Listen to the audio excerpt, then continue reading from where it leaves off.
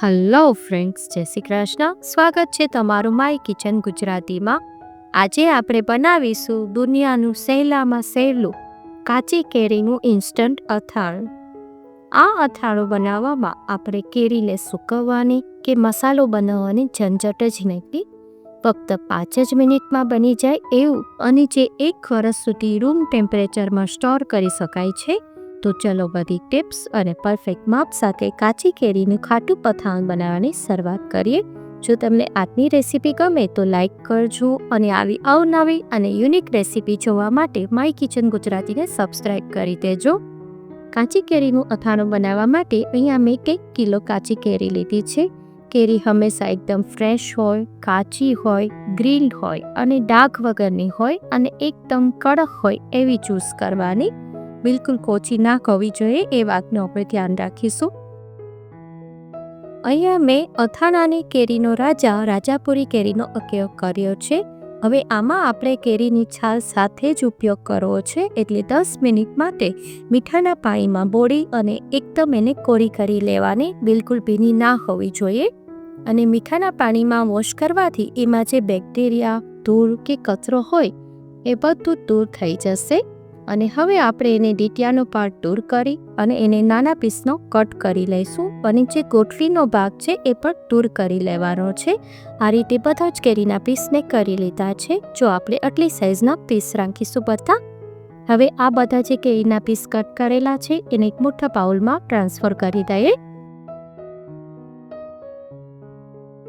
અને હવે એને આપણે સાઈડ પર રાખી દઈએ. હવે આપણે 2 કપ સિંગ તેલ લઈશું. અહીંયા મેં સિંગ તેલનો ઉપયોગ કર્યો છે. તમે સિંગ તેલ કે પછી તલનું તેલ કે પછી સરસોનું તેલ પણ લઈ શકો છો. હવે તેલને આપણે ફૂલ ફ્લેમ પર એકદમ ગરમ કરવાનું છે. જો આ રીતે એકદમ ધુવાડા નીકળે એટલું ગરમ કરી લેવાનું છે. જો આ રીતે એકદમ ગરમ થઈ જાય એટલે ગેસની ફ્લેમ બંધ કરી અને તેલને આપણે નીચે લઈ લઈએ. હવે આ ગરમ તેલ છે એની અંદર આપણે 1 ચમચી હિંગ ઉમેરીશું. આ ગરમ તેલમાં જ એડ કરી દેવાની છે અને પછી એને આ રીતે ઢાંકી અને આપણે એને સાઈડ પર રાખી દઈએ. હવે જે આપણે કેરીના પીસ કરેલા છે એ લઈ લેવાના છે. પછી આ રીતે માર્કેટમાં તૈયાર આચાર મસાલા મળે છે, જે મેં લીધો છે. અને આ 200 ગ્રામ છે મસાલો, અને જે નજીકના ગ્રોસરી શોપમાં તમને ઇઝીલી મળી જશે. હવે કેરી ઉપર બધો જ મસાલો આ રીતે આપણે લઈ લેવાનો છે. જો આ રીતે બધો જ મસાલો લઈ પછી એની અંદર આપણે 1 ચમચી મીઠું ઉમેરીશું, કારણ કે આમાં કેરીના ભાગનું પણ મીઠું જોઈશે ને. પછી 2 ચમચી વરિયાળી ઉમેરીશું. વરિયાળી ઉમેરવાથી એની સુગંધ અને ટેસ્ટ એકદમ સરસ આવશે અને એસિડિટી પણ નહીં થવા દે. હવે જે તેલ આપણે ગરમ હતું એને ઠંડુ થવા દેવાનું છે, એટલે કે હુંફાળું થવા દેવાનું છે. હાથથી અડી શકાય એટલું ગરમ જ કરવું જોઈએ. હવે આ હુંફાળું તેલ છે એને બધી જે કેરી આપણે બાઉલમાં રાખેલી છે એની ઉપર આ રીતે બધું જ તેલ રેડી દેવાનું છે. જો તેલ ગરમ હશે તો અથાણું બગડવાના ચાન્સ રહેશે. અને અત્યારની બિઝી લાઈફમાં કલાકો સુધી અથાણા બનાવવાનો ટાઈમ નથી.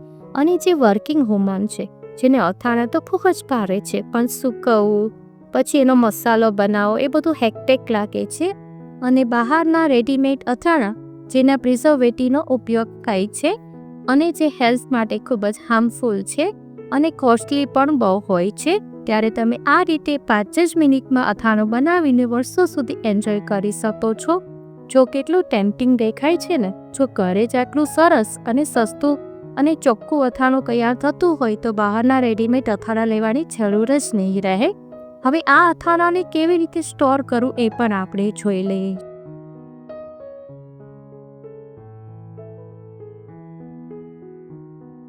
હવે અથાણું હંમેશા કાચની જારમાં સ્ટોર કરવાનું અને જારની તડકે એકદમ તપાવીને જ વાપરવાની.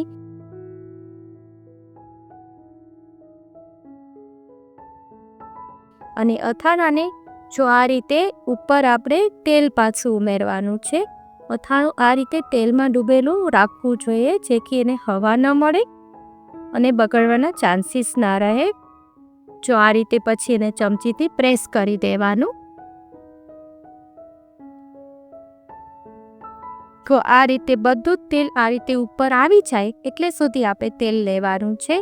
જો આ રીતે તેલમાં અથાણું ડુબાડેલું હશે તો ક્યારેય પણ અથાણું બગડશે નહીં અને ચીકણું પણ નહીં થાય અને વર્ષો સુધી એવું ને એવું જ રહેશે. શાક ના હોય ત્યારે શાકના ઓપ્શનમાં પણ તમે લઈ શકો છો. આ અથાણાને તમે થેપલા, પૂરી, પરોઠા, ભાખરી, રોટલી સાથે લઈ શકો છો અને ટ્રાવેલિંગ માટે તો બેસ્ટ છે. અને અથાણા વગર તો ગુજરાતીઓનું જમવાનું જ અધૂરું છે. તો કેવી લાગી આજની રેસીપી એ મને કમેન્ટ કરીને ચોક્કસ કહેજો. જો તમને મારી રેસીપી ગમતી હોય તો લાઈક કરજો, વધારેમાં વધારે શેર કરજો અને સબસ્ક્રાઇબ કરવાનું ના ભૂલશો.